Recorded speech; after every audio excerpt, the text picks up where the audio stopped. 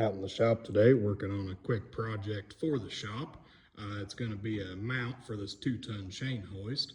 If you've seen any of my videos or previous work, you know I'd build a lot of lawn rollers and other items that I paint, and they get to being a little bit of a bear sometimes for one person to get moved around and oriented the way I need to get them painted. So I'm going to make a hoist where I can just pick them up, spin them around, and do everything I need to do as far as paint wise on them. In my shop, I've got a spot where the previous owners had stacked the rafters as opposed to spacing them out like they should be, so they'd have enough headroom for a 2-post car lift. What I've got laid out here is going to be 2 plates. One on the bottom will have a D-ring welded to it where the chain hoist will hang on. The second plate will go on top of the rafter, and the rafter will be sandwiched between them with a set of bolts.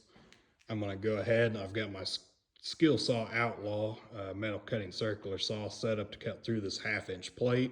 I'm going to go ahead and get these plates cut out and cleaned up, get them marked with my holes set up for the mag drill.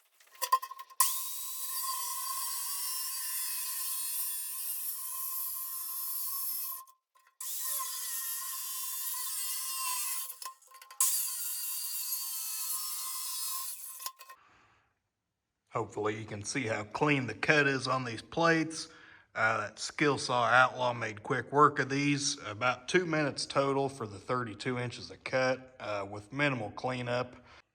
Went ahead and cleaned up the edges on these plates where I had cut them. I've got my holes marked out on both plates. Went ahead and used a good center punch, got the holes marked. I've got my mag drill set up here with an 11/16 annular cutter. I always upsize. I'm using 5/8 bolts, so I'm going to drill an 11/16 hole. We'll go ahead and get these holes drilled.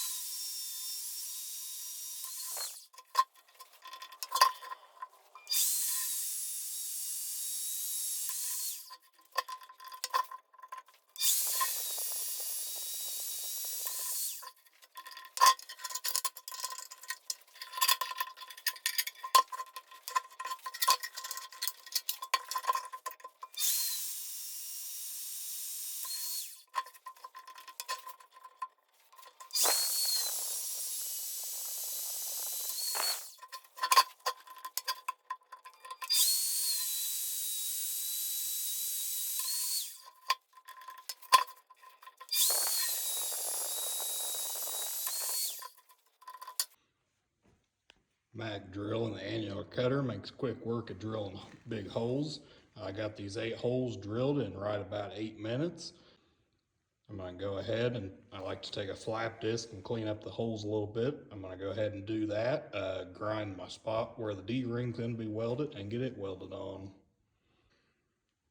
So I'm pretty much finished up here. I went ahead and welded out the D-ring with an 1/8-inch 7018 at 125 amps.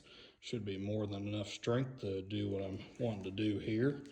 I'm going to let it cool off a little bit, get it cleaned up and shoot a coat of paint on it. Hopefully I can get it hung up in the next couple days and try it out. Thanks for watching.